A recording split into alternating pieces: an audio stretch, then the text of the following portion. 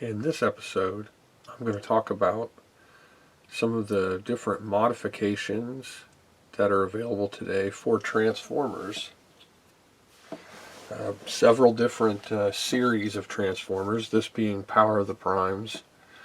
And anyone who knows about this particular figure might realize that something's not exactly right here. This should not be standing there with this guy separate. So what's been done here is a 3D printed kit has been created and sold to fit this all together. Now, this character, the Orion Pax figure, is actually used inside of the Optimus Prime. So he's used to help to form the back and the inside of the character. So when you take Orion Pax out of the Optimus Prime, you have a missing part of Optimus Prime's chest, right about there, and you can't really do this without having some type of modification. So what this mod does, and this is a 3D printed mod, I'm going to talk about modifications that are available for the Transformers toys, my ideas about them, and just all kinds of stuff relating to this. So with this character, we can see that he has a gun that's been printed for him. Okay, and I guess it's pretty nice. I honestly can't remember if he even has any kind of weapon in the series. In the series, Orion Pax makes a deal with Megatron, and then Megatron, he uses Orion Pax to store like a small army of bad guy robots or something like that. And then Orion Pax finds out, tries to stop him, and gets blasted by Megatron. He's critically injured, and to save his life and to build a kind of a rebel warrior to help to fight Megatron, Alpha Trion builds Orion Pax into Optimus Prime. That's the cartoon canon there. So this kit, though, came with some upgraded leg pieces. Here we would have an empty spot on the inside of the leg. As you can see there, this is how his leg normally is seen, is just this kind of empty inner thigh part. And someone has made this piece to fit perfectly inside here and then close in, and he has 3 different pieces to fill that part in. So it's a gap filler. That's what this kind of little mod is called. Now these are soft. They look really super good, and they fit well. And also he is given a 3D printed back. And you can see that this is 3D printed. You can see the lines across it. The gap filler parts were made separately, possibly resin or cast. They feel kind of like a resin. And so the back part and the gaps in the gun complete the upgrade to make him a standalone Orion Pax figure, and he's pushing masterpiece size, just like the Power of the Primes hot rod, the Nemesis hot rod that comes with Unicronus, and also the Nemesis Prime, which comes with a different head sculpt but Nemesis colored Orion Pax. They're all large. They're really good. They're a good size. These could, if you didn't care about the gimmicky pieces, kibble or whatever you want to call it, then they could stand right along with masterpiece sized figures without any kind of problem.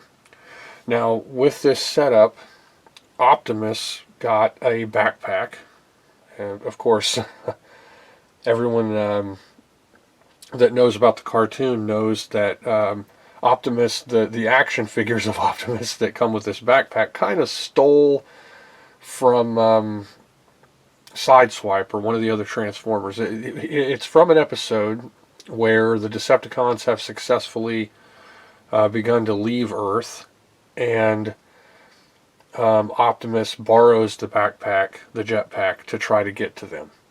Okay, so since then, this jetpack has just been seen on Optimus all over the place. Optimus has to come with that jet. Now, this is a large 3D printed jetpack. It's sturdy and it looks good, but it is obviously 3D printed. I mean, you can see the the little lines of 3D printing. And the back part, this is where Orion would be on there, has been replaced with a piece that comes up and it extra articulates, it ball joints the neck, so that now Optimus has a much more capable joint on the neck to look around. So this is a good upgrade for him. I went ahead and painted the chest. The chrome lines and stuff were done with a chrome paint marker, and I really like how that ended up. And so yeah, he got an upgrade. He also got an upgrade on the ankles, and these kind of look a little, they might not look that great, but they really help with posability. They help him to hold up the additional weight, because the backpack actually adds a little weight, and he was always a little bit floppy in the ankles, this figure was. So he stands up better, he poses better, and he can be standalone, separate from Orion Pax, without having to have him be one of the core components to the chest. Now, these Power of the Primes figures were unique in their gimmicks. They had, each of them have their own distinct matrix. So in Optimus Prime, you still have his matrix on the inside of his chest here, which can you can just kind of pop this part open. I'm going to try to be careful not to scratch anything up here, but you can see inside there his chest still covers it, and he has a flap there. So the way this has been made is it's kind of a double flap, but there I can easily open that.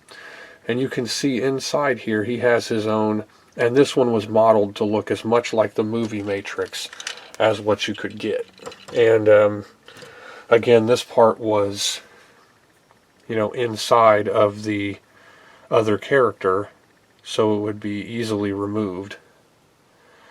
And this little notch here makes it so it can plug down into a neck hole. It has kind of the see-through transparent blue orange paint job. The middle part can come out, so you can easily remove the middle part of the matrix. And with Rodimus, the Unicronus one, and with Rodimus Prime, and with Nemesis Prime, they each have their own different colored matrix toy. So I really like the gimmicks from the Power of the Primes figures. Transformers collectors refer to different, more,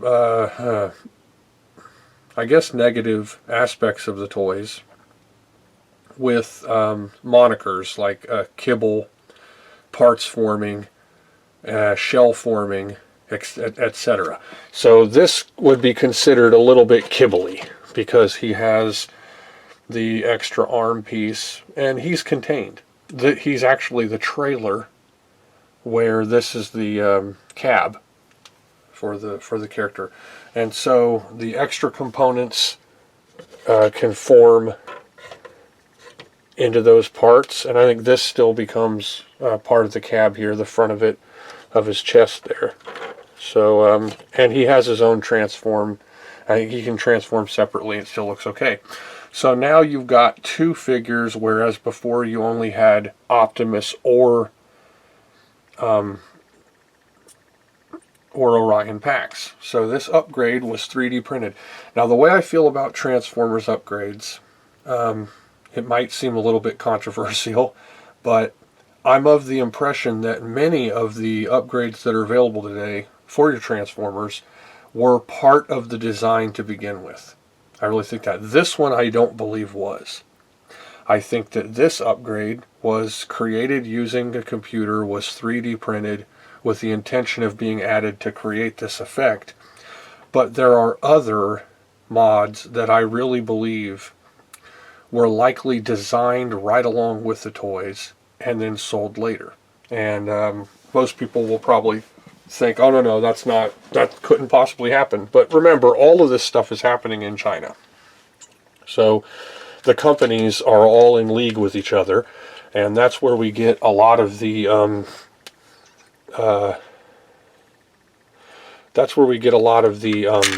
fake masterpiece figures. We get a lot of the stuff from China because those figures are made in the same factories. So, and that's, again, that may be a controversial opinion. Some people might say that that's just a theory, but I believe it. I think that a lot of the arguably lower quality but still good masterpiece knockoffs were made in the same settings. And I think that I heard recently that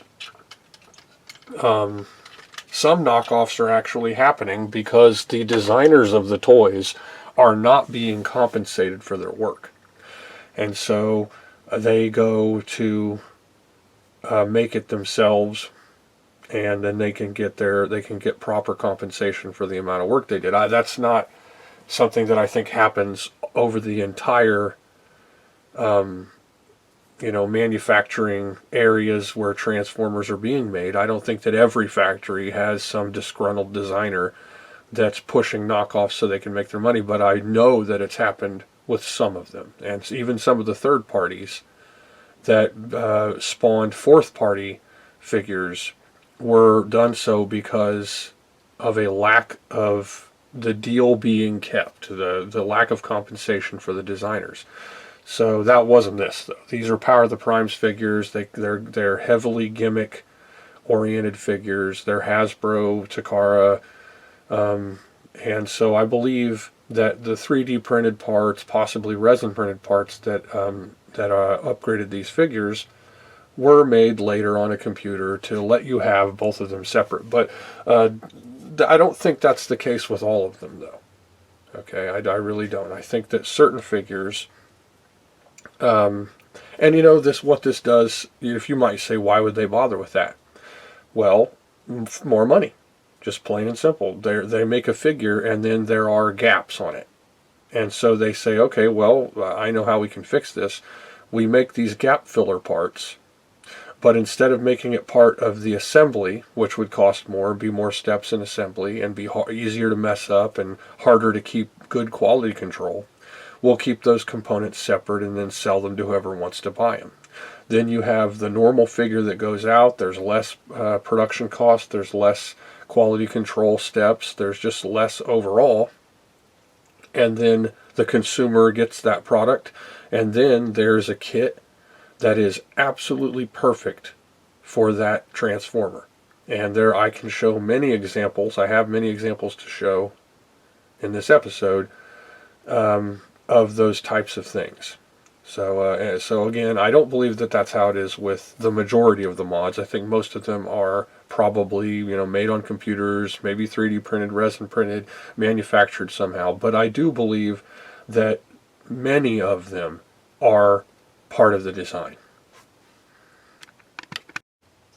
Now, here are two that I think, especially in the case of Grapple, may have had pieces that were pre-designed that might as well have been part of the figure to begin with, because of how perfect they are. They really don't look like someone designed them on a computer for aftermarket application. They look like they were supposed to be part of the figure to begin with. Okay, now the mods are gap fillers for the most part. I think Grapple has a functional. He has a more functional mod that connects the outside of his his parts to be more usable, more modular. But if we look at Jazz, and of course these are your Siege, Earthrise, Kingdom line, the newer ones. The figures seem to be overall slightly smaller. Good detail, very G1 inspired. But they have enough of a difference in appearance to where you might have a problem easily just working them right into your CHUG figures.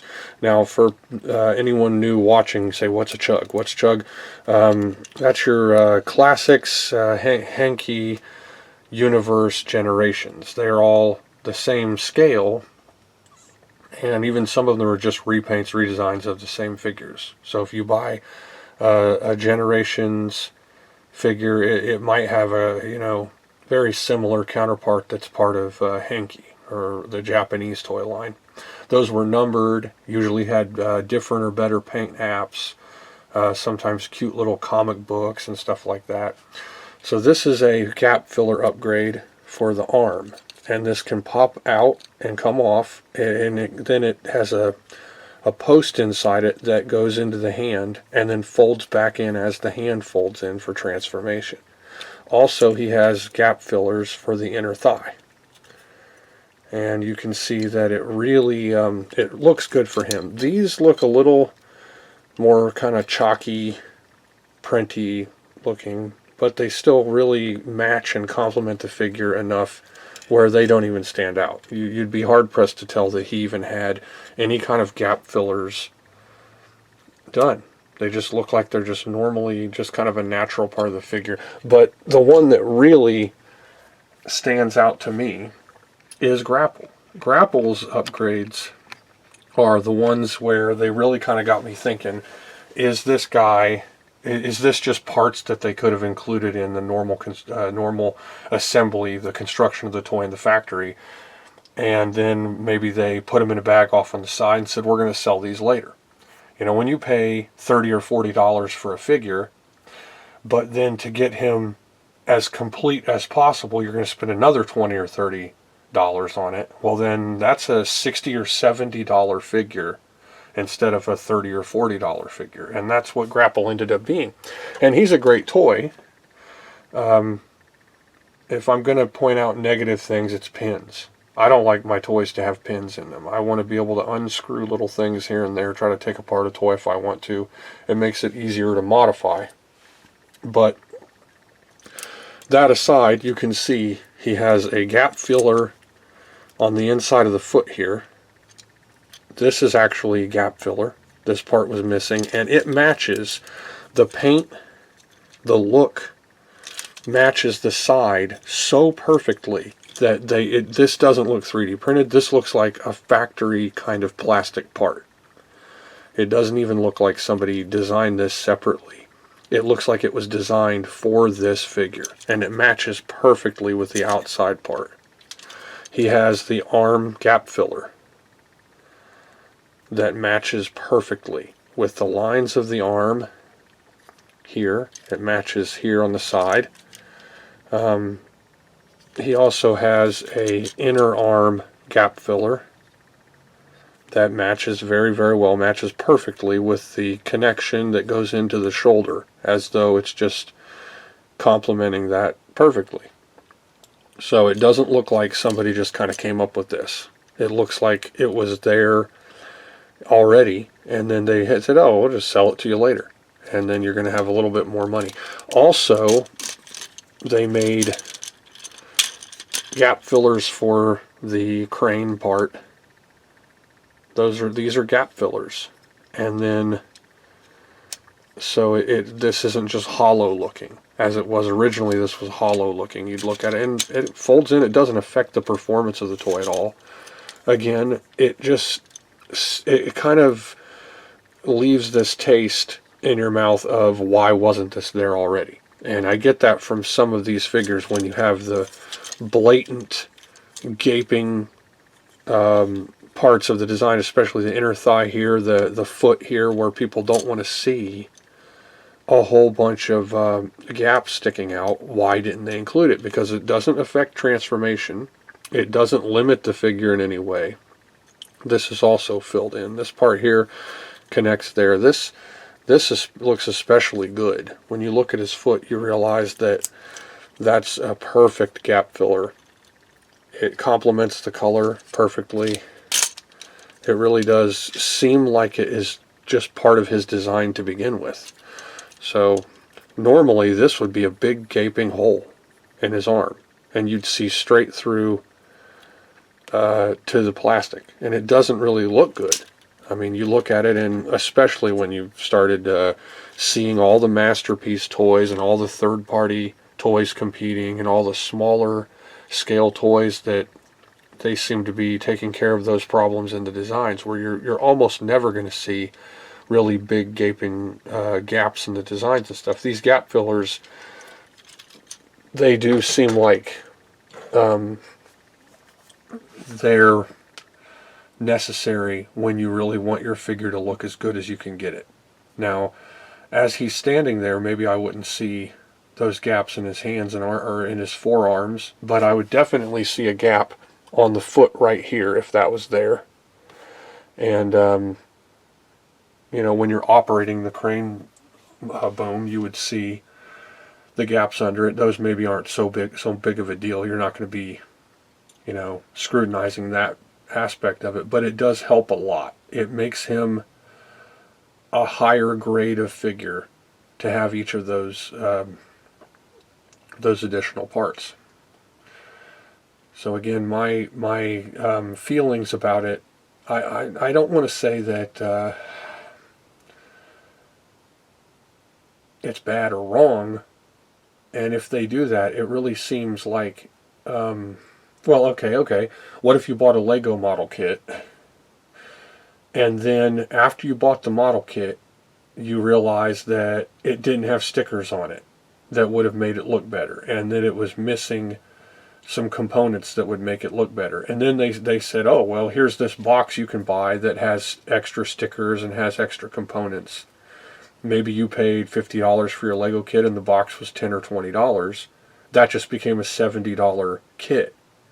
So I really think that some of them, especially in the case of Grapple, have a look about them like they really were part of the original design, or could have been part of the original design, and they're just going to create it and sell it to you later if you want to pay for that.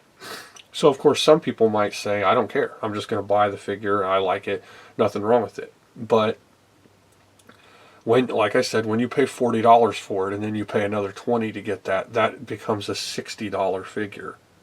And so and if it was in the store for $60, would someone look at it, and with the changes already applied, would they say, oh, that looks like it's worth $60? Probably not. So I don't know, it kind of seems like it really is selling it to you to offer those, you know, seemingly you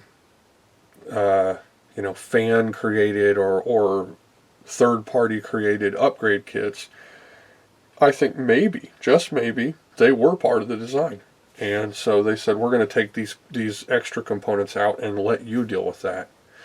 Kind of like the new Machine Robo / Gobot figures that are coming out. They're slightly larger scale, and you put them together. And so it's fun. It has this kind of, you know, air of puzzle, model kit, ownership, but really, if you want to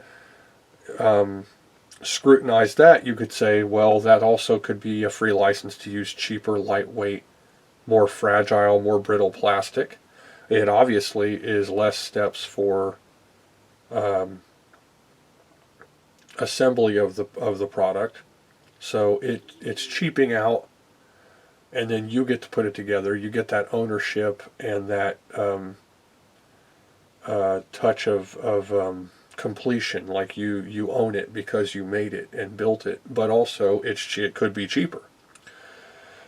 So but these components, once you see them, it has this effect of, first off, it makes you really see parts forming, gaps, shell forming, kibble in a different light. Now you're really going to be looking at figures and going, oh wow, that's really a shell former. Like with RC, the newer not the very newest RC, but the, what was it, Kingdom, in between Earthrise and Kingdom, so I think it was sold as a Kingdom figure. She was a shell former. In fact, my modified RC can just stand right next to her removed shell car form, and they can be two separate toys. The shell can sit there right next to the figure with the mod, and of course the figure doesn't just easily, readily transform into the car mode, but, you know, how many times do you see RC transform into a car? I mean, you might see her in the movie, she transforms, I think, twice, maybe. When they're fighting the Junkions, she transforms, if I remember correctly. I might be wrong about that. And I think she might transform once later on in the movie, maybe when they're escaping the exploding Unicron, possibly. But I don't know. It might only be one time. So that doesn't mean that she shouldn't be able to transform easily. That doesn't mean they shouldn't make a figure that isn't a shell former. But people are, when you mod these things, when you put these modifications on your Transformers, you're immediately going to recognize anything that those modifications would take care of or perfect or, you know, address. You're going to see it in all the toys now. So it might even feel later on kind of like have a negative impact on how you judge the toys. You look at it and go, oh wow, you can just see the massive gap in that guy's arm. Oh, you can just see where all he is a parts former. Oh, you can see that he's just a shell former, or she's just a shell former figure now. But you are now spending $20 or $30 or more dollars for each of those little modification kits. And a lot of them are just gap fillers. They're just going to fill in a hole where the figure, you know, had a visible thing. Like, for instance, even with Masterpiece, one of these Masterpiece Bumblebees that just came out, its feet are so terrible that I just can't even look at the figure. I look at it and I'm like, its feet are unacceptably terrible. It ruins the figure. Car mode's pretty good.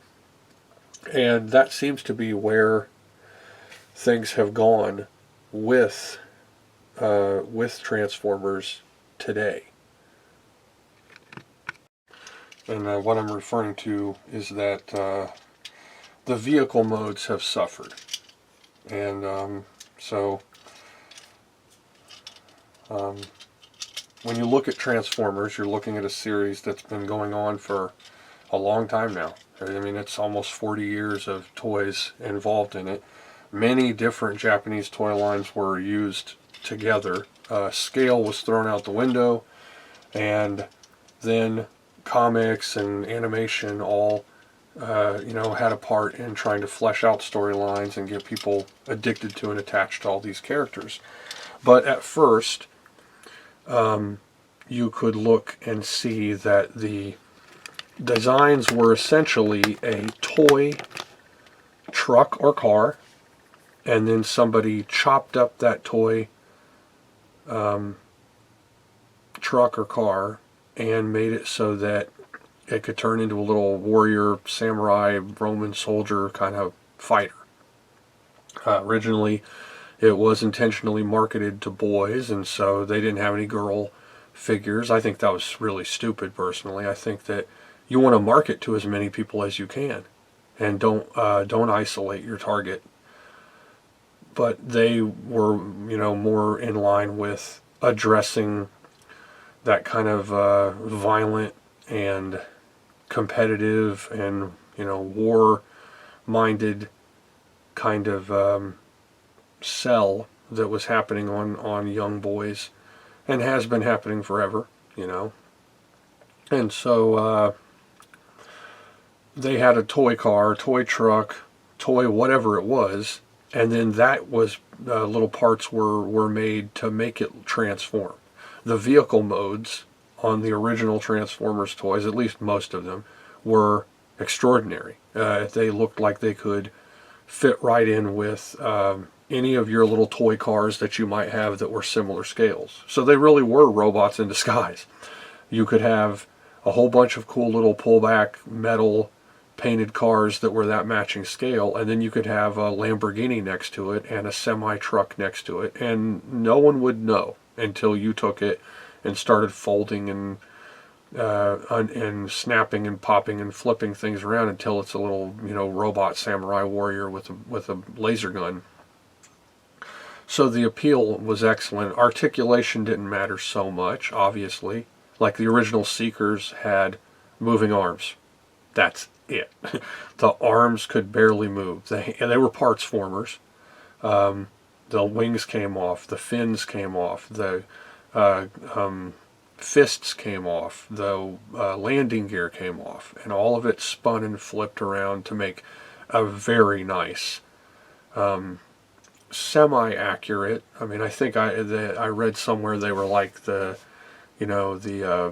front fuselage nose area of like an F-15 and then or an F-16, and then the back of an F-15 or something like that. They weren't exact little models like you can look at an Optimus Prime, and that's a truck that you'd see on the road in the 80s. You could look at Ironhide's original mode, and it was a van that was seen often in the Eastern world. Point is, the vehicle modes were first, and then they were chopped up and used to make into robots. Today, full circle, they're designing these with the robot in mind, and the vehicle is pretty much always going to come second. And I think that the designs have suffered for that. You get vehicles where, like the newest Ironhide, this isn't the newest, this is my upgraded Siege Ironhide, who has a gap filler / upgrade kit. This is the Earthrise RC or Kingdom, whatever. I don't really pay too much attention to it. If I do animation and I collect Transformers for the purpose of animation, so they're paintbrushes for me. I've never collected a Transformer with future value or collectability in mind. I've never bought them thinking, oh, in the future, blah, blah, blah. None of that ever mattered to me in the slightest bit. With the majority of my toys, I don't buy them with collectability or any kind of value in mind. I buy them because I love to do stop motion animation, and so I want them to look as good as possible for animation. So the vehicle modes do matter to me, though. I want the vehicles to look great, and I want the robot to look great. And so, of course, I think that they are doing a great job with the robots. We have huge leaps and bounds in articulation, in the overall look of the robots, but the vehicles have suffered greatly. Now, in the case of RC, she's a shell former. This is her car mode. Okay. That's her car mode. That was her car mode. And here it is, fine as a toy. It's completely hollow. Where it attached right here, this was removed so that the modded part could be added to her back. And I love fembots. I absolutely adore and have an incredible amount of representations of RC and all of the different girls, and have made custom girls for my animation, but also because I wanted to balance. I wanted a really good level of balance between boys and girls in these figures. Now, I really love this figure. I like her proportions. I love how female and feminine she looks. I think she's excellent. And not to sound too directed, but I do want her body to look female and feminine as much as possible. And with the shell forming, parts forming, you're missing her feminine curves. And when you upgrade this figure and add this little cute little backpack, you are now revealing and preserving and presenting that more beautiful female form. Okay, so, and I like that a lot. I think that that's obviously the reason for the mod. Now this mod is a backpack that comes off. Here's where the old part stuck on, but it's also leg coverings, because these had big gaps in them on the calf and on the back of the leg. And so that fits in here well. And she's got her little see-through blaster. I would probably want to paint this so it doesn't just look like that. And then another really great looking blaster. Her eyes are beautiful. The face on this figure I think is really, really beautiful. In fact, I really love this figure. I like what am I going to complain about something? Big birdie feet. But this helps her stand up. So I'm not going to complain about that too much. And it would be that with that massive or shell forming contraption that covers more 2/3 of her body when it's on her back, you would need something like this so she could even stand up. So I could probably cut these off right here. And now, because she doesn't have that extra weight to make it cumbersome, she could probably still stand up fine. I might do something like that. But I love that figure. Now with Ironhide, his feet were empty, and so he got feet upgrades. Okay, and those look really good. But this figure came with a lot of extra stuff.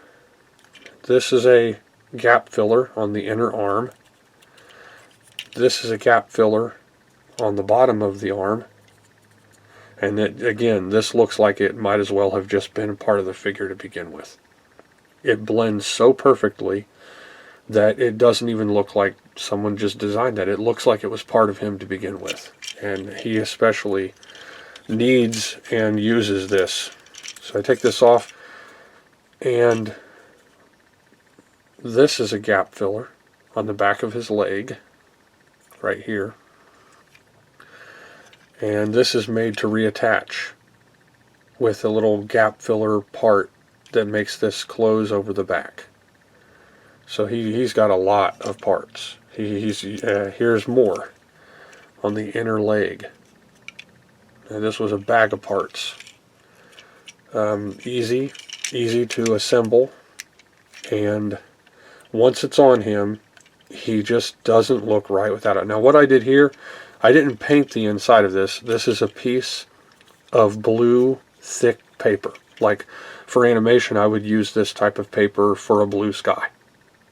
Okay, and I just cut a piece to fit in there perfectly so that you're not just looking straight at a hollow chest, which I think looks wrong. I don't want to look at a completely hollow chest on the toy because it makes it look like he's empty on the inside, which I don't want him to look that way. I think it looks wrong. Now, I think that the design is excellent with Ironhide. I think that Siege Ironhide is fine. He gets a bad rep because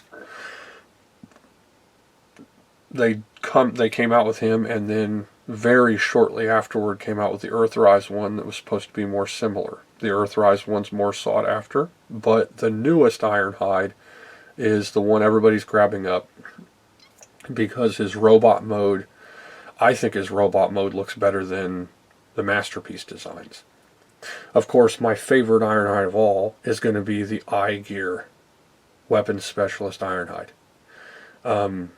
It's the perfect vehicle mode, and in my opinion, the perfect robot mode. And he comes with a plethora of equipment. He comes with just a whole lot of weapons. So much stuff that you can just fortify your whole little robot army just with the weapons that came with that one figure.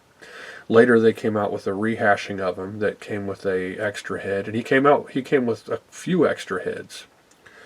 And the rehashed one came with less equipment. So that one's not as good in my opinion. But and that branches off into another of my opinions, that many of the third-party figures are superior to anything that Hasbro or Takara have made. But I do usually side with the majority of Hasbro and Takara's efforts. In total, I would say most of my figures are Takara and Hasbro, but I do have a lot of MMC figures, especially the Fembots. I think that Feral Rex is the best Predaking. I don't think that they've even come out with a better Predaking than Feral Rex yet. And I'm opinionated. I have a lot of opinions about these toys. They mean a lot to me. Just like with the He-Man figures, Transformers was a really big part of my life growing up in the 80s. I would, see a Transformer or a Gobot or a generic transforming robot, and I loved all of them. And I had some of them. Just like with the He-Man figures, they were often given to me by someone else, or missing components. My first Optimus Prime was missing his hands, was missing Roller, and the trailer was missing the back hatch. So, just to give you an idea of the first Optimus Prime I had. My first Megatron was missing the scope, was missing the front part of the gun. It was just the gun part, and that's it. And I lost it, actually. I was at a Grove in College Corner with my brother. I was trying to transform it. My brother said, "Let me see that." I said, "No." So my brother yanked it out of my hands and then threw it up in the air. And it went super high up in the air. Then it went into a oil bin, like an oil drum that had been repurposed as a trash can that was totally full of water from, a couple of weeks of raining or something. And it went straight into that. And I went and I tried to tug on it, and of course I couldn't move it at all. I was a little kid. I wasn't going to reach down into that, to see what was sharp, jagged, living inside of this, oil drum full of trash and water. So that was where my Megatron was lost. But a lot of my figures were traded. I would go to school. Later in life, I ended up getting a lot better stuff for Christmas. My mom married, I think, like a third time, and the guy she was with was excellent to us and actually had a decent job. So we started having really great Christmases. And I would take my Transformers to school and set them on the tarmac at recess, and another kid would come up and bring his Transformers, and we would trade Transformers with each other. So I'd end up with ones I wanted, he'd end up with ones he wanted. And so again, Transformers were a very big part of my life growing up. Now, I've developed a new fondness for what would be Gobots here, but were Machine Robo originally. And those, I hadn't seen the Machine Robo animation. I actually wrongly assumed that Gobots was the same in Japan as it was in America. So in my mind, there's, Scooter and Cop Tour and Leader One and stuff, and they're over in Japan, and they're talking Japanese, and of course, if I really would have let my mind connect how those things really work, I would have canceled that out just with pure logic, because the animation was more like a kind of a Filmation style, Western style animation. It was not anime. And so I could have, if I just, contemplated it, realized what was going on there. But when I finally got into Machine Robo, I realized, it's just so much better in every single way than Gobots ever was. And it just reignited my passion for those figures. And I have almost all of them. I went ahead and collected up almost every Machine Robo figure I could get. And I also got the newer figures based on Machine Robo. That are, they're smaller. They're not the very newest ones where you assemble them that are just now coming out, but the ones that came out within the past few years. And I just fell in love with those characters, with Rom and with Blue Jet, and so in that cartoon, the vehicle characters are all good guys. There are no, Psykill is not the leader of the bad guys. The motorcycle, Cycle Robo, whatever, Bike Robo, I think is what his name is, he's a good guy. and you don't see them very much.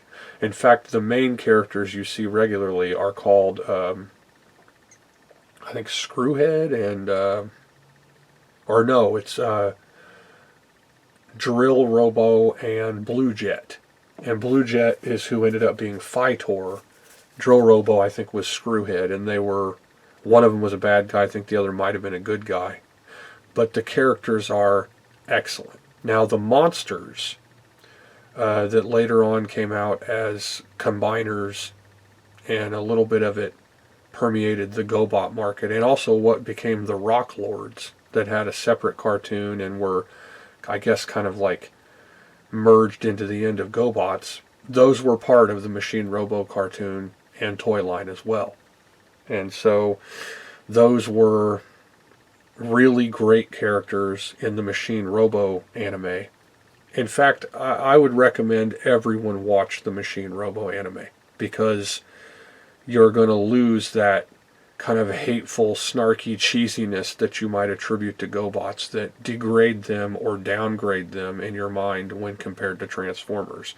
The Machine Robo toy line, when relating to the Machine Robo anime, are magnificent. The characters are excellent. The toys are excellent. The scales match somewhat better, especially with the robot sizes. Most of the robots work well together. The scales work well together. The vehicles, of course, don't match as well with as far as scale is concerned. Like, for instance, you might have a robot that turns into a plane or a submarine, things that would be gigantic comparatively. But then as a robot, they'll stand right next to one that turns into a car or that turns into a buggy or a scooter. Now in Gobots, Scooter was like the first Urkel. He had this like kind of nasal voice. Everything he said was, "Look out, man!" And he was kind of annoying, honestly. The toy was excellent. It was a perfect little rolling scooter toy, and the character was great. I loved the toy.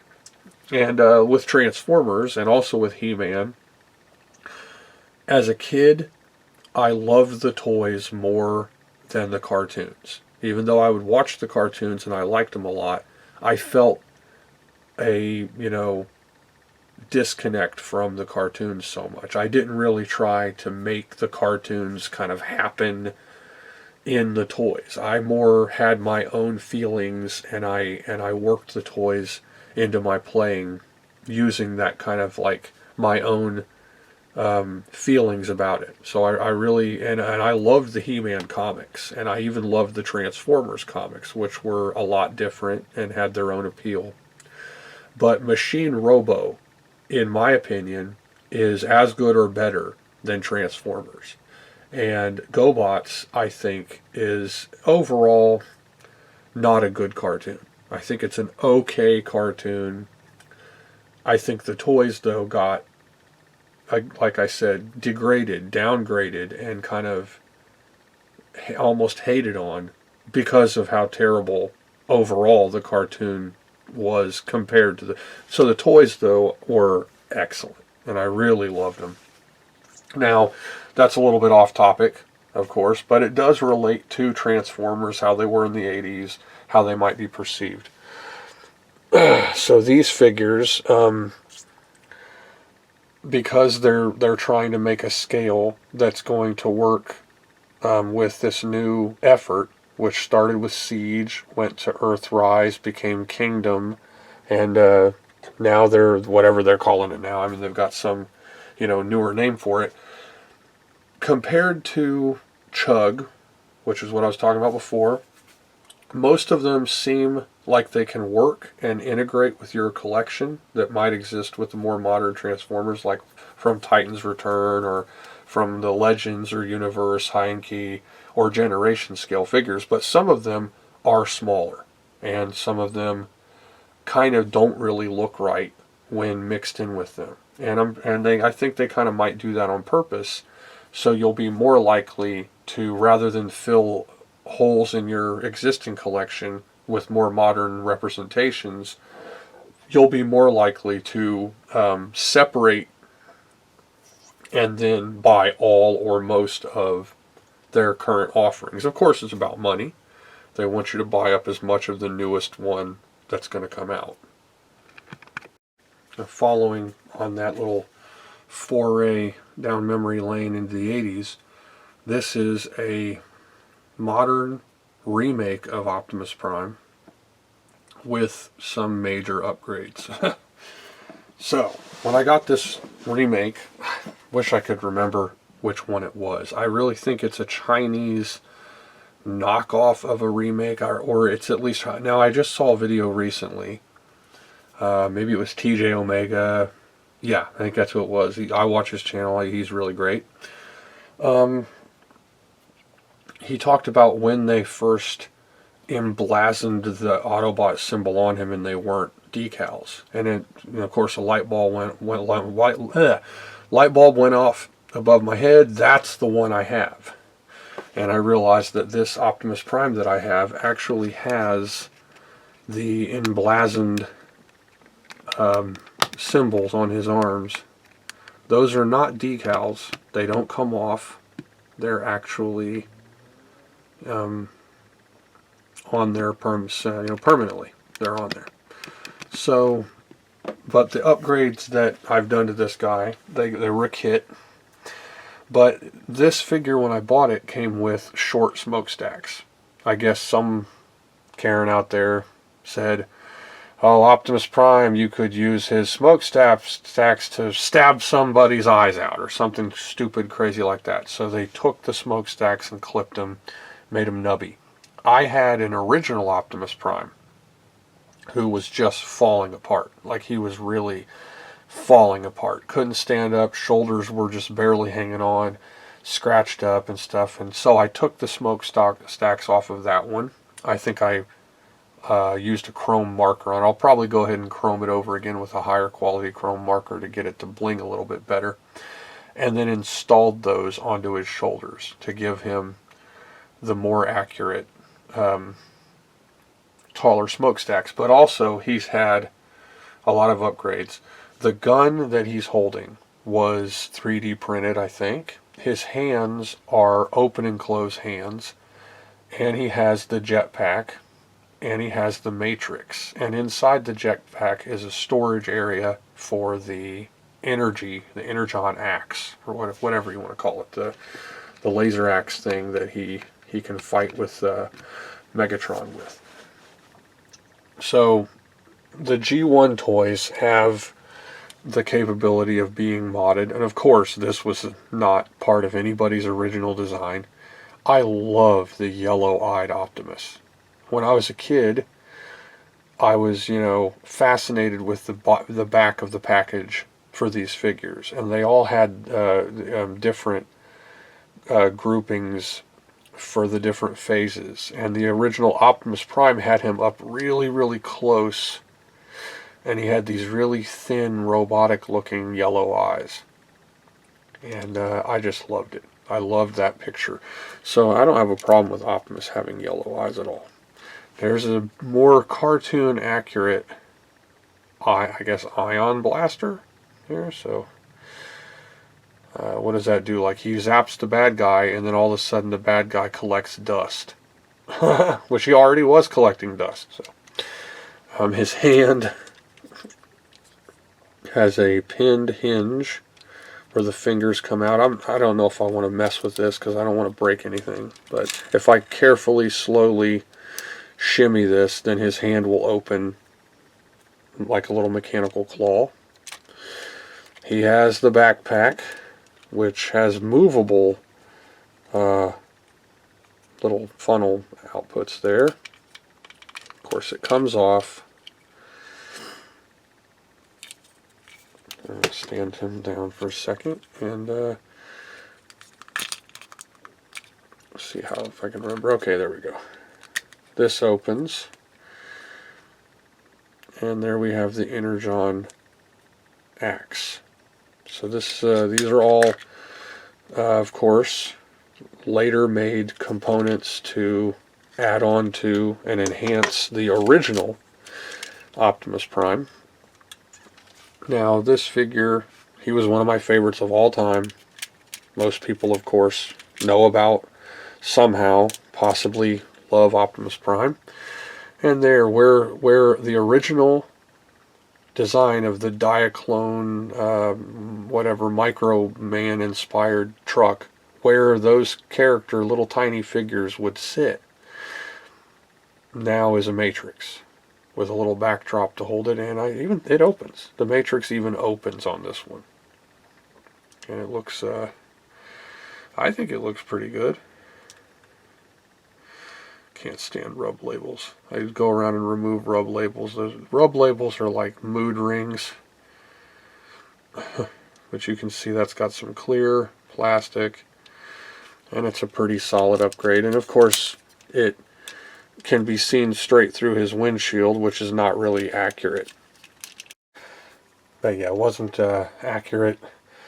He had, these little panels that, flipped open, almost like open heart surgery, like the rib cage. Kind of flipped open, and then he had a panel in front of it that popped up, and then the Matrix was in there. And of course, it was a great story catalyst for the movie, which, I just want to address that for a moment, okay? I was not scarred by Transformers the movie. It didn't bother me in the slightest bit that they were blowing each other up, or that Optimus Prime died, or any of that. And I mean, I'm not going to say I was a more mature kid than others. It just didn't bother me. Now, of course, I saw Rambo, RoboCop, and so many other movies that, went along with my mother's built-in disclaimer, just remember it's fake, just remember it's not real. Whatever, whatever impact that may have had on my mind, it did not, the movie did not scar me for life or mess with my head. I didn't cry, oh my God, anything stupid like that. In fact, I probably thought it was totally bodacious. I was like, oh, that's awesome. They're blowing each other up. And I thought the cartoon was great. Now, of course, I found out recently it didn't do so great, that it was a failure and all that stuff. I'll never see Transformers the movie as a failure. I think that Transformers is a masterpiece for being incredibly bizarre and unique. Like, for instance, okay, let's talk about some really, really bizarre things about Transformers. Okay, whoever came up with this, I don't know what mushroom, paper, Japanese crazy was happening when somebody came up with. Sometimes I think people are literally throwing darts at words, and they're like, well, what are we going to do next? Throw a dart. Five-headed, throw a dart. Egg-shaped, throw a dart. Tentacle monster, throw a dart. God creator being. Oh God, we've got a five-headed, egg-shaped, tentacle monster God creator being. Who comes up with a Quintesson? Okay, now this thing is a prototype that later came out in a different form. When I got it, it had these tiny little super fragile plastic bits on its head. And so those broke, of course, through, time. And so I replaced it with, the next logical step up, clipped guitar strings. So these little things are metal. They're never going to break. Now, of course, all the faces have meanings, like judgment and death and wisdom and stuff like that. The Quintessons, were bizarre. They are the weirdest, eeriest bad guys, in my opinion, probably ever made for a cartoon.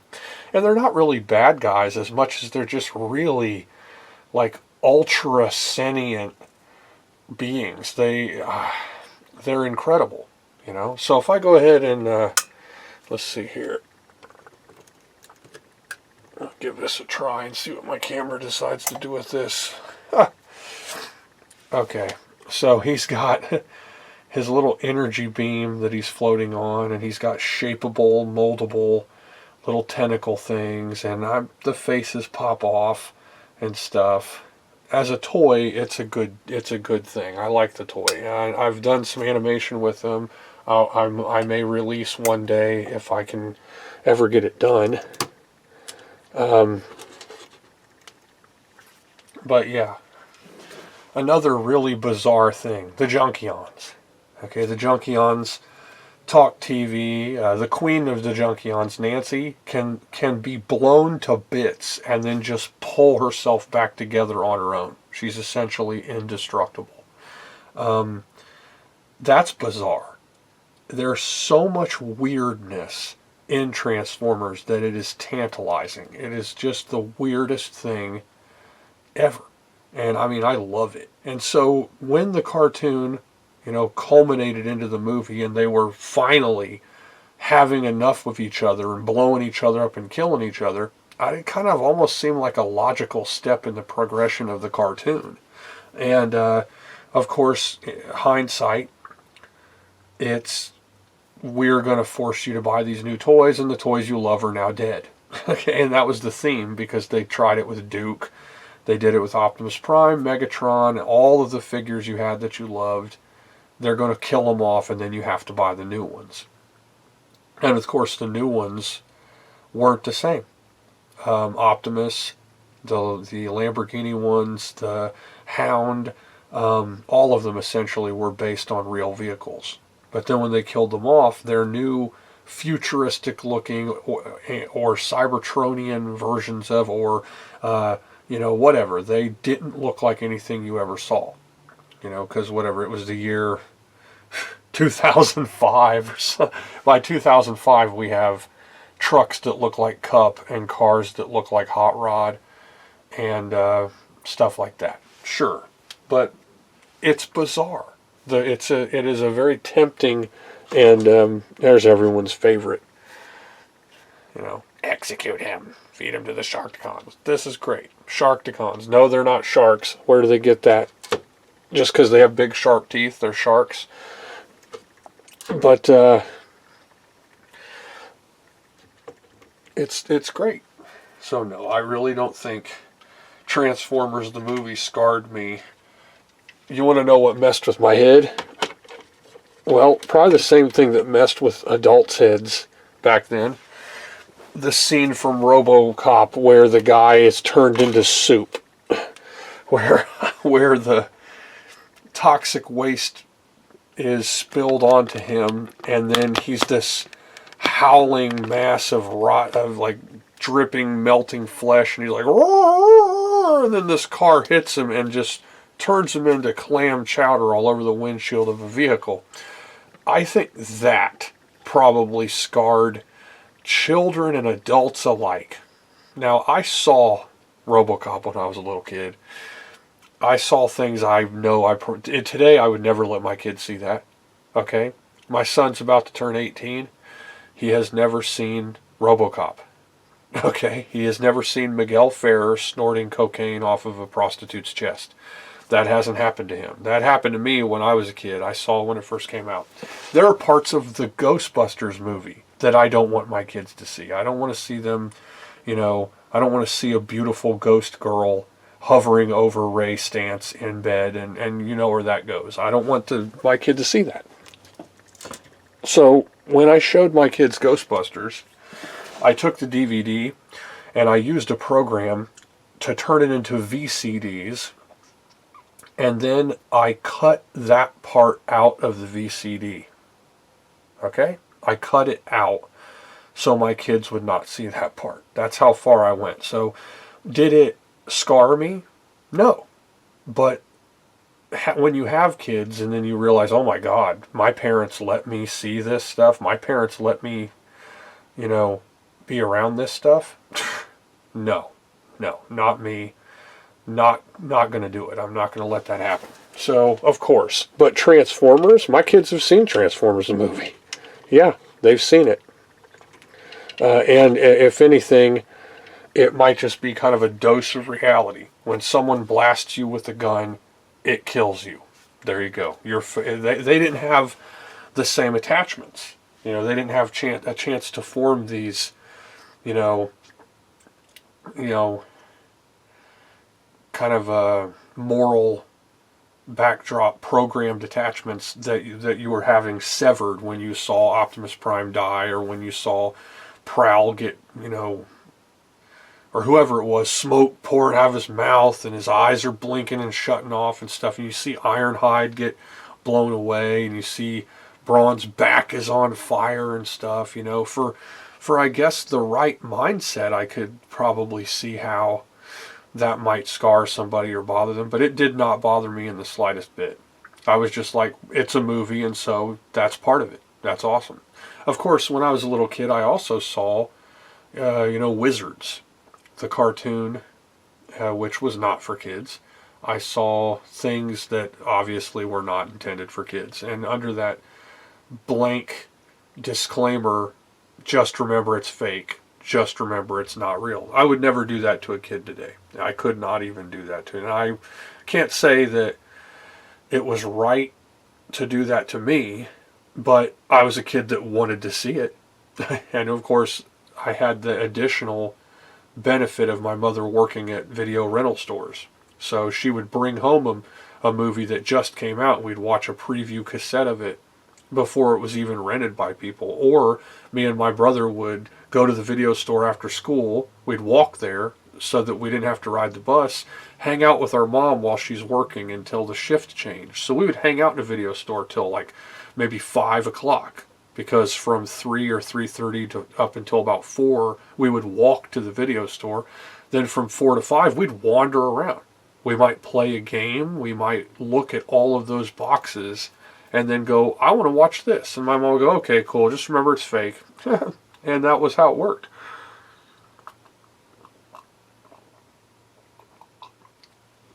So, were you scarred by a cartoon? No.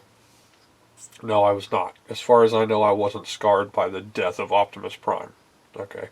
Okay, now this mod, back to the subject at hand, is 2 mods separate of each other that add to and enhance the figure. This is Power of the Primes, Rodimus Prime, and I like him.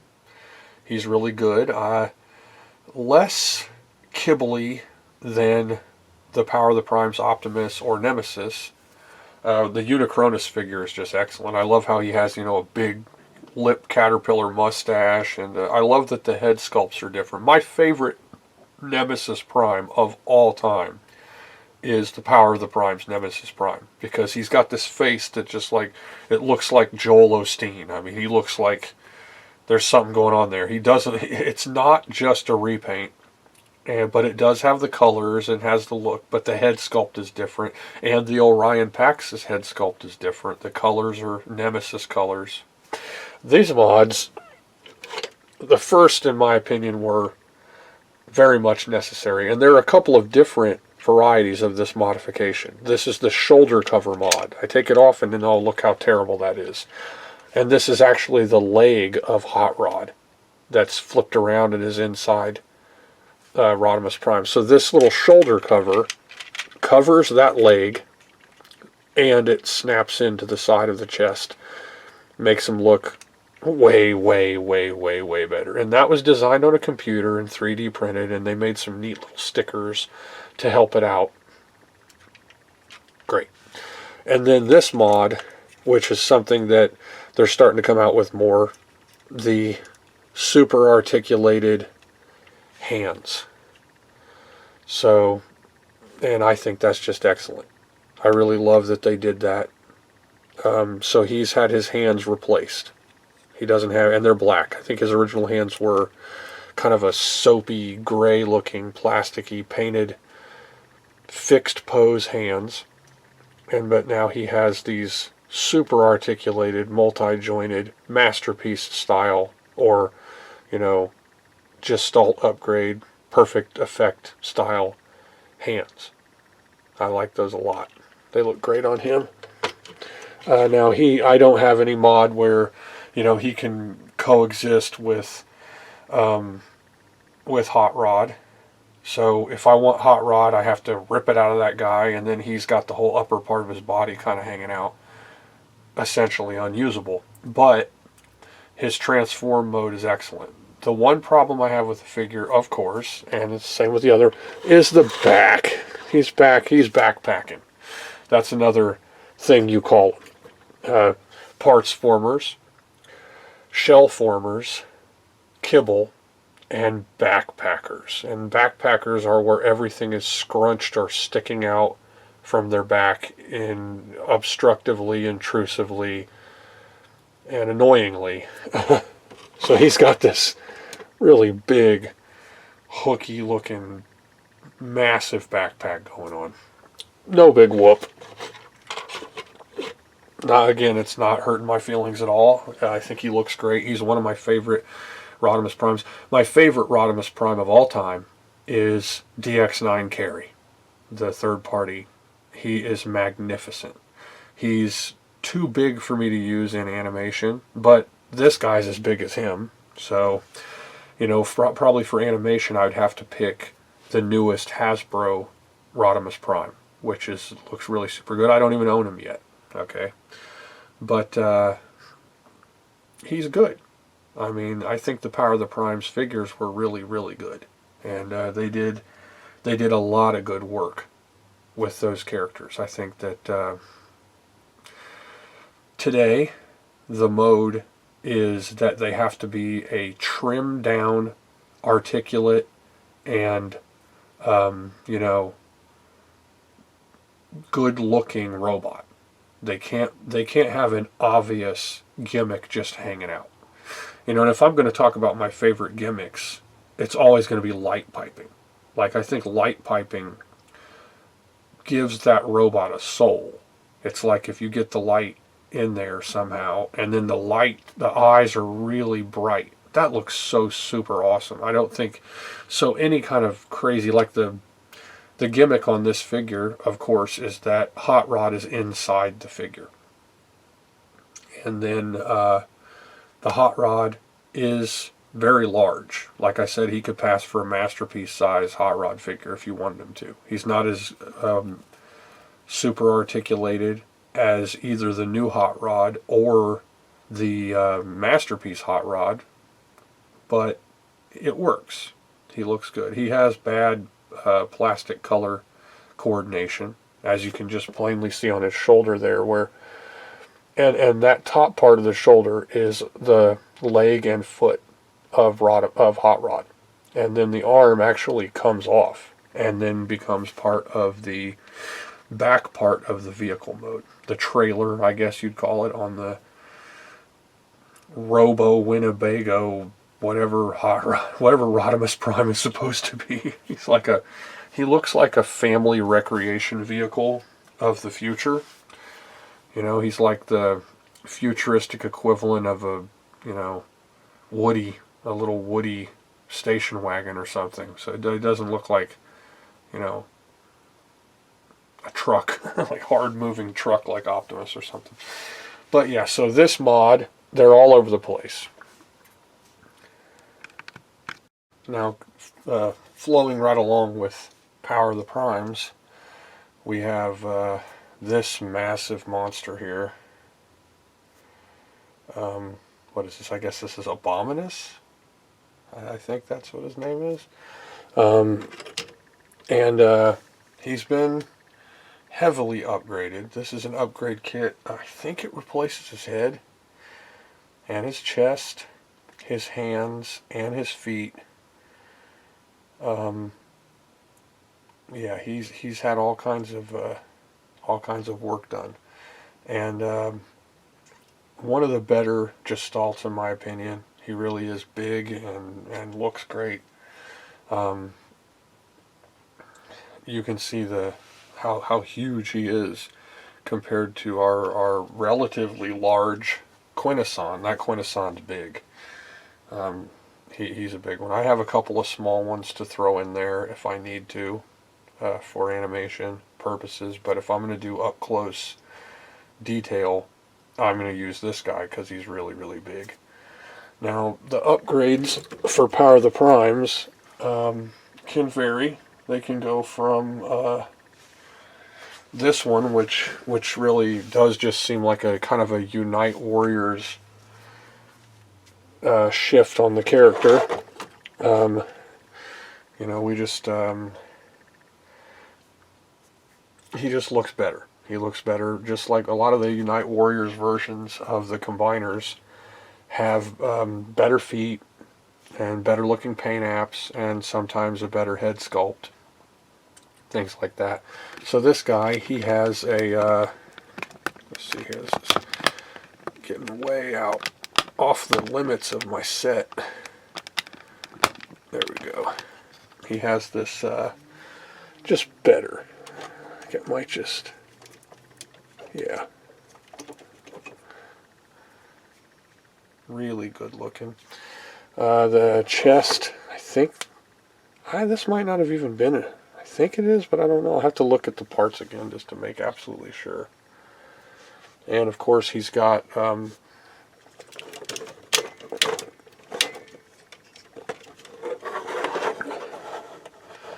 the super articulated hands. So he can have his little English T pinky sticking out while he's shooting his stuff. And these are really good. They're not floppy, they're not loose. They have a nice, perfect bending to them. They're great. And that's a massive upgrade for this figure. And any of your Unite Warriors, Combiner Wars, or I guess Power of the Primes just also, you might as well be a Combiner Wars figure, need to have these. Because the little crow feet looking feet attachments, they just gotta go. They just gotta go. So you want to go get a perfect effect upgrade, which everybody gets. They're expensive now, but they're still out there. And a lot of figures that they'll sell, they'll just go ahead and buy those and throw them on and tack them onto the cost because they're that much better. So it looks really, really, really good. It's just way, way better. His feet are better balanced too, and it looks good. And these figures are great. The separate figures are really a treat. Like they've got the monster, and these guys, if I remember correctly, I'm gonna search my my memory banks here.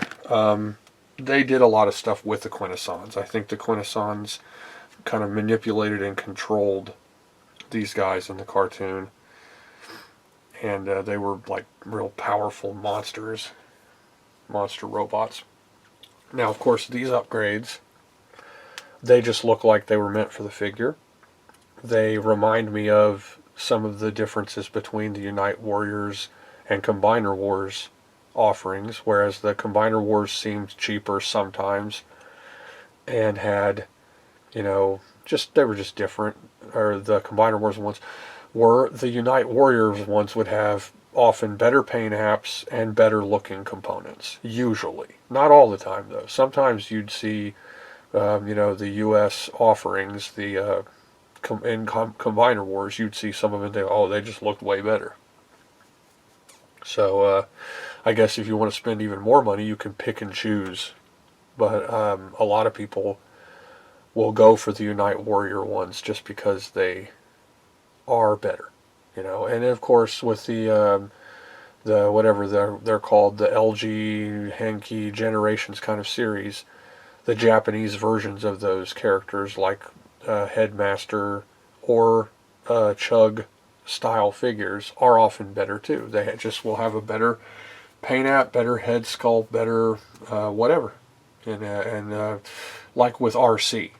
Had a really cute comic book in Japanese, but you get the gist. You know what it's about. And a lot of the characters had those. Nightbird, or whatever her name is, the female ninja Decepticon made by a human. She had a great comic book. They have cute comics, good looking boxes, and usually better figures, and of course they're more expensive. A great example is Wheelie. The Wheelie that came out about that time, which is actually getting quite a few years back now, the US one just really missed the mark. But whatever problem was with the US one was totally fixed in the Japanese one, and he looks excellent and is, in my opinion, the best Wheelie even up till now, because he just looks great. He looks great, is very well articulated, and his transform mode is great. So yeah, in case you want the arguably most annoying transformer of all time. So yeah, this guy's cool. But then, way more eccentric, and definitely not just a Unite Warriors kind of upgrade, we have these. Okay, now, I think this was based on Mega Scream, who was a form from the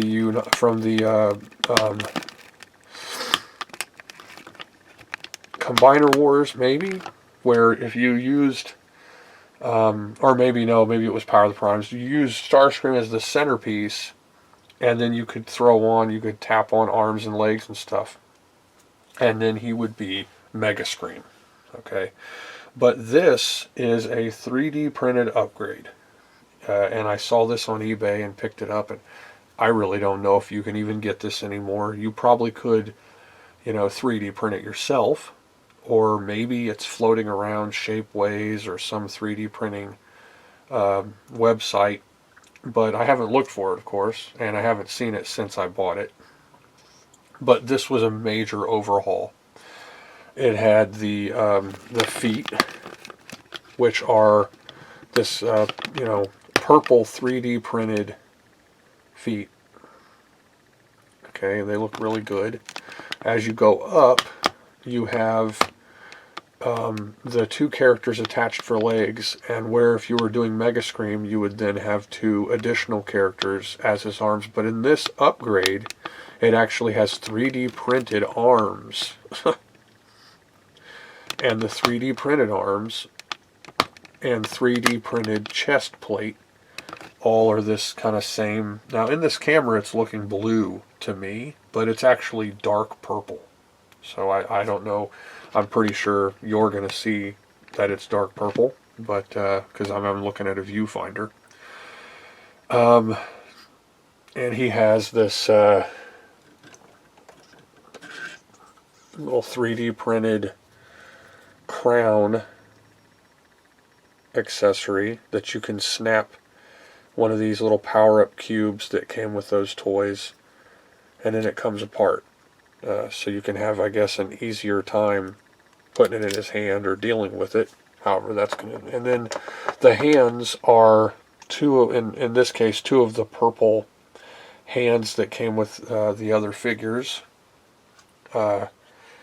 And so the 3D printed arms have the 5mm port for the, I guess would be null rays for the larger Starscream. Now this is the Gestalt head hidden inside the body. Starscream's real head would be down here under the little cockpit codpiece kind of area there. And then he's got a fraying, homemade, custom cape, like inaugural leader of Decepticons cape thing that goes on there. And the cape came with the kit. It's actually like fastened to the chest piece. So the feet, the arms, which are 3D printed and articulated, chest piece, and cape are all part of that set. And you have to have the little crow's feet for the feet on him, and those snap into the back of the 3D printed feet.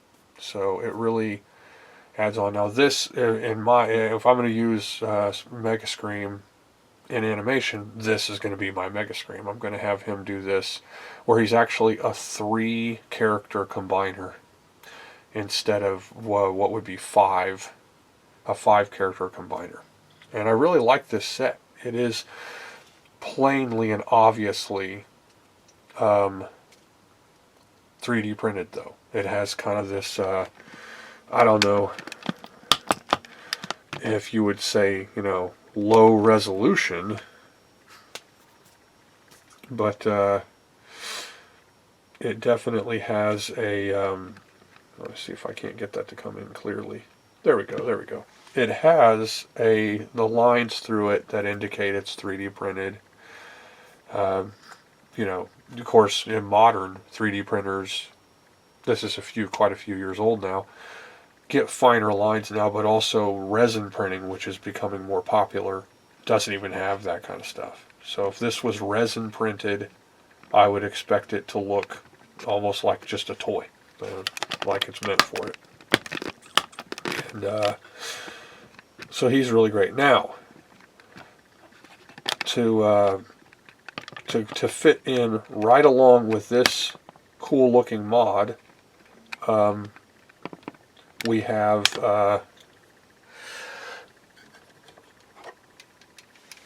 Elita 1, and exactly the same rules.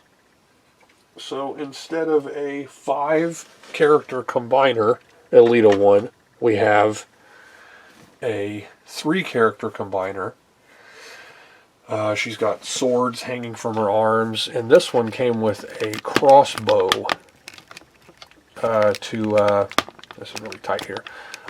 It came with a crossbow attachment to be able to attach the weapons from each of the characters.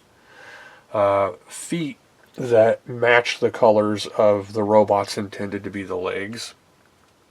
She has 3D printed hands instead of more like the ones that came with characters. She does have the 3D printed chest. Now, this character, I don't know, I kind of think they were getting away with something with her, because she is just blatantly overly feminine in certain aspects, if you know what I mean. Like, it really looks like she's about to give birth to her own head, and they're not even trying to hide it. It's just a very, overly anatomically feminine figure, when you consider that the chest, when flipped upside down, is a very anatomical interpretation, and then the head, her actual head's there. This being the Gestalt combiner head intended for the 5-figure combined robot mode. But the chest plate actually pins to the parts to create that really stable, sturdy upper body. The arms are articulated. They have an elbow joint that allows for forward and backwards movement and spinning at a post at the shoulder. It's a very complex, complicated 3D print to allow it to have all this going on. The hands are really nice. Everything about it's really super nice. I really like this set. I think it was done by the same people, or whoever made this Mega Scream variant. It was done by them, and it does the same thing. It uses the crow feet to have the front of the boots for the feet snapped onto the crow feet. It has the crossbow so that you can combine the weapons, so all the weapons are there, which is good. It came with these little swords that can come off and then be used by any of the characters, and it came with the chest plate. So we're looking at the super articulated arms, the chest plate, and the feet attachments, and the crossbow. And the arms also have the little hands and swords that go along with it. So if you look at the character, there's the sword, which again is more obviously 3D printed than the rest of the components. I think this 3D print job may have been slightly higher resolution than the Mega Scream one, because it's still obvious, but not as blatantly obvious that it was 3D printed as the other one. And so this is an eccentric, kind of hard to find, maybe impossible to find, and very unique upgrade for Elita 1. And I think this is, man, I hope I'm right about this, but I'm pretty sure this is the Power of the Primes. Elita 1. They had several characters that used very similar designs. And so she's essentially the same kind of transform mode and design as the Starscream that you just saw, but of course more feminine and cool figure. I really like her jet mode, and I love this mode. This is just, this is what's on the shelf to kind of show off this character.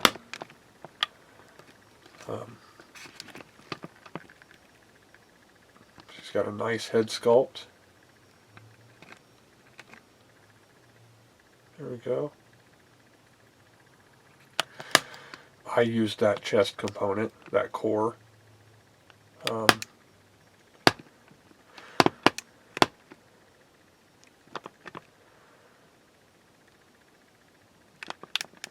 And these figures have, not her maybe, but the ones forming the legs, I think have gotten more rare. Over the years, they've gotten more rare. And so this figure is not easy. You're not going to just, as far as I know, you're not just going to grab up the stuff to build this figure. But I like her. I think she looks great. Okay. Now, this is a more enhanced and also custom figure that I've created myself, using some mods, but then also a unique way to customize the figure. So we've got Galvatron. Now he would have been, I guess, maybe Titan's Return. Galvatron, he has the Headmaster component that I didn't want. Okay, and it was, a lot of people didn't like it because the face mask part of it just looked wrong. So there are mods for the face mask all over the place. Replacement face masks, replacement faces with the face mask on it. Just little things you can do to enhance the Headmaster component of this figure to make his face look better. I don't have it sitting around, so I can't really show you. But of course, people had problems with it. They didn't like it. So he wasn't really that popular because his face was terrible. Now, as far as the little enhancements, his feet have been padded with 3D printed soles of his little feet. And because it would have been just empty and hollow feet. Okay, so that's an enhancement. He also has gap fillers for the inside of his leg on both sides there. Cool looking gap fillers. He has a gap filler for his wrist area here. There's a forearm gap filler. Let's see how many other. He's got gap fillers on the backs of his legs here and here. These were just gaping open holes on the backs of his legs. Let's see. I think there are more. There's more somewhere in here.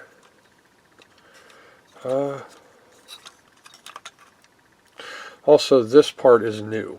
This attaches to his arm and then allows his cannon to attach to that part, to make it more like he is in the cartoon representations and stuff. He can aim the gun in a way that looks more like it looks in the cartoon, or however, you know. So that's a pretty big enhancement. You can look here.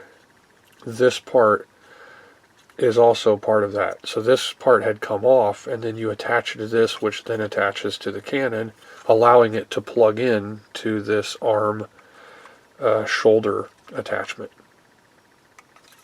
Now the head. This is actually the, I guess maybe Galvatronus or something, head that was on the inside of Cyclonus. So if you formed, I guess, Cyclonus into, I think it was Cyclonus, then I guess it might have been this guy, but I don't think so. I think it was, maybe I'm wrong, because there's nothing going on in there. So maybe it was just on the inside of his chest. I was under the impression it was attached to Cyclonus, though. I think that's where I got this from. So this is that Gestalt head, and I went ahead and modded it to fit on the top of this body. And it's kind of a larger crown, but I think it works. I think it's fine. It has a good looking sculpt to it. It's a million times better than the Titan's Return kind of, little headmaster sculpt thing. And it's not a headmaster. It's a, it takes that functionality away. So he doesn't have the headmaster part anymore. So he is very much enhanced now. So he can do the cannon, and his head can move around a lot better, because before the mask was fixed to the base, so the head movement was limited. And the feet look better in case, I guess, for whatever reason you end up seeing the bottom of his feet. Maybe he's going to do a kick or something, and so you want the bottom of his feet to look better.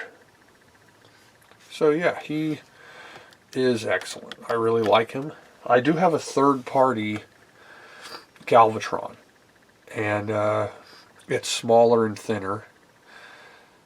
So for animation, I'll probably use this one, but maybe not. I do like this one's cannon better, because it reminds me more of the original.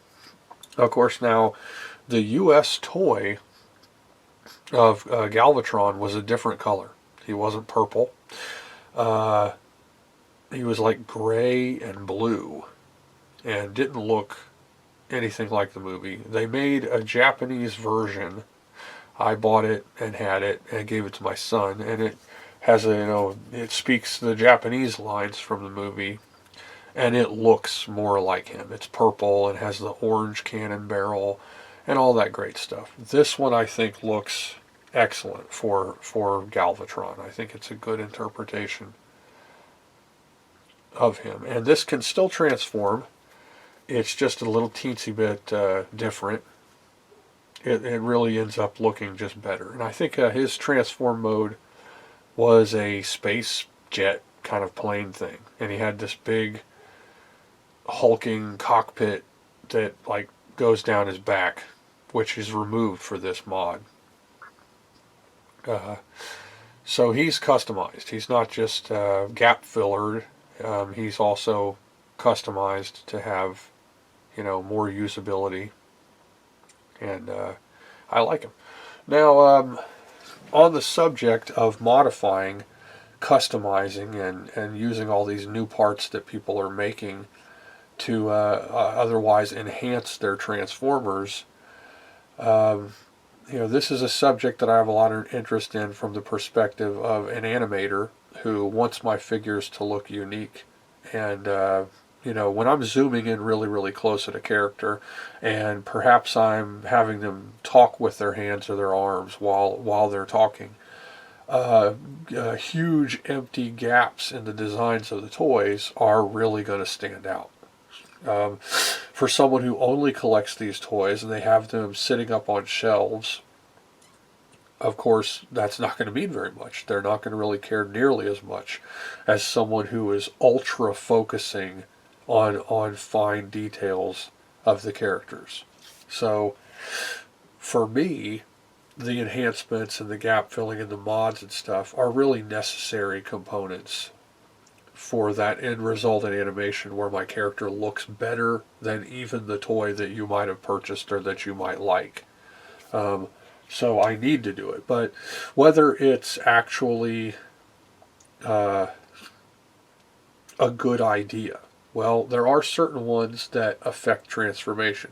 For instance, there are hip extensions for Ironhide, where he won't transform properly if you do those hip extensions. But as a robot, he'll look a lot better. There are modifications. Lazy Eyebrow does modifications. He did modifications for his newer Ironhide, which really look good, and they enhance him enough to where it's a desirable effect.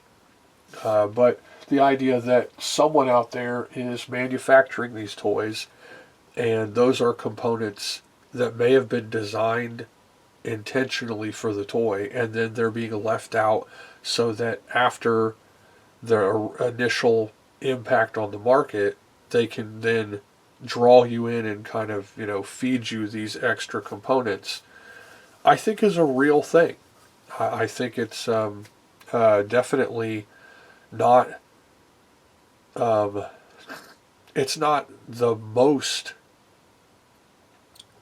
when it comes to modifying and upgrading your Transformers, it's not the biggest, but there are so many enhancements that really seem like they were just part of that character to begin with, and somebody kind of left them out, and now you're going to pay $20 extra. And so the price points all get bigger, a little more crazy. So I have many, many more figures to share, and I have lots more to talk about on this subject, and maybe even some more animation to throw in there to try to give more of an idea of how this stuff works with me, what it means to me. Because I like to talk about the IP that was born in the 80s and what it became and where it stands now. I like to talk about toys from an animator's perspective, and also, of course, that's going to hint at that collector market kind of ideal, how it works with those characters. Especially on these subjects, the newer characters. A great example would be Elita 1. Elita 1 came out, the newest form of the figure. Then they came out with, I guess, Minerva. Okay? Now, I totally love Minerva, but when I look at the two characters, I feel like they designed Minerva, then they did an Elita 1 variant, then they released Elita 1 first, then they released Minerva. Because the legs don't really seem to be Elita 1. She looks more like a kind of modular little golf cart, kind of go-kart character. And I think of Elita 1 as being a more sleek, almost like a space sports car, kind of like RC. And of course Minerva, or like Manelba if you want to go source, is based off of a cop car from the Super God Master Force series. A series that, for the most part, has no Transformers in it. I mean, they're all they're robot beings that choose kid core components, and then the kids activate them and then become them. So it's a lot different. It's such a weird, again, it's bizarre. And so Minerva is this really beautiful blonde-haired cute girl who becomes this cop car, whatever, rescue vehicle. And it gets worked in to the cartoon, and then the figure exists now. Now, I made a custom Minerva, and I'm going to show that on the next episode that I do of this, because this is going to be the last figure that I show for this episode. I don't want to be 2-hour-long episodes all the time and stuff. But, and I like my Minerva very, very much. She's not as feminine as the newer one, and I really like that feminine, like it's fans' hobby. Theirs is incredible. It's just like, it's absolutely perfect. And it's harder to get now. I still want that character because she's so perfect.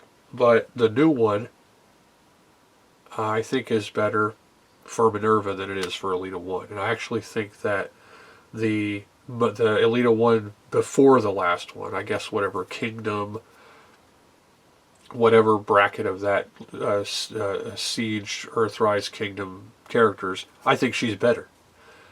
She looks way better. She's more feminine. She's a shell former, but she can do exactly the same upgrade that RC did, and only better, different color, and she looks great. I think that character's great.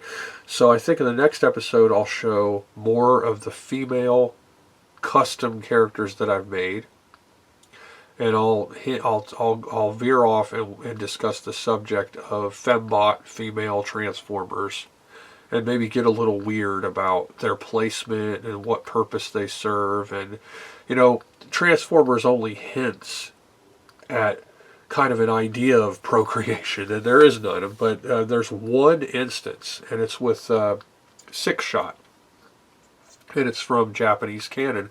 Somehow Six Shot mated with a female Transformer and had Quick Switch, who is like him, only a good guy. Okay, you'd have to try to wrap your brain around that, because it's not working. But I don't think that just because Transformers don't present the idea of procreation or procreativity of spawning each other somehow, or fathering mother situations, that it's not okay then, or there's no need. In fact, I think it's almost sexist to question why you would have beautiful female appearance robots, and then the male characters are there. They both have purposes. And so if you make a barrel-chested, obviously male-inspired robot with hip thrust and all these other, he's a dude, well, there's a reason that men look the way they do, and there's a reason women look the way they do. And I wouldn't want to try to get into the, I wouldn't want to say that there shouldn't be a female robot with the shape of a female body, that there shouldn't be a female robot that looks like a female, because there's no procreation amongst Transformer robots. It's not so complex for me. Okay, and I do have my own idea of a backstory that I intend to use for my own animation that answers all of the questions, and it fills in all of the little voids perfectly, and I'm really good at that. I can tell you a great explanation that fits right within the confines of science fiction for anything you can come up with in the Transformers universe. Why this or that or the other exists, and how it can be explained.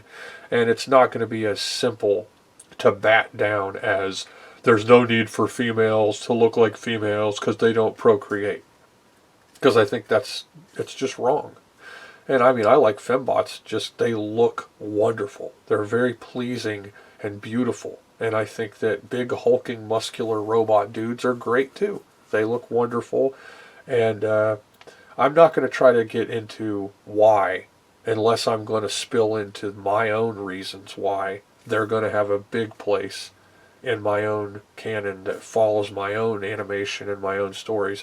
That's how a lot of people are today too. We come up with our own stories more, and it's easier to do that.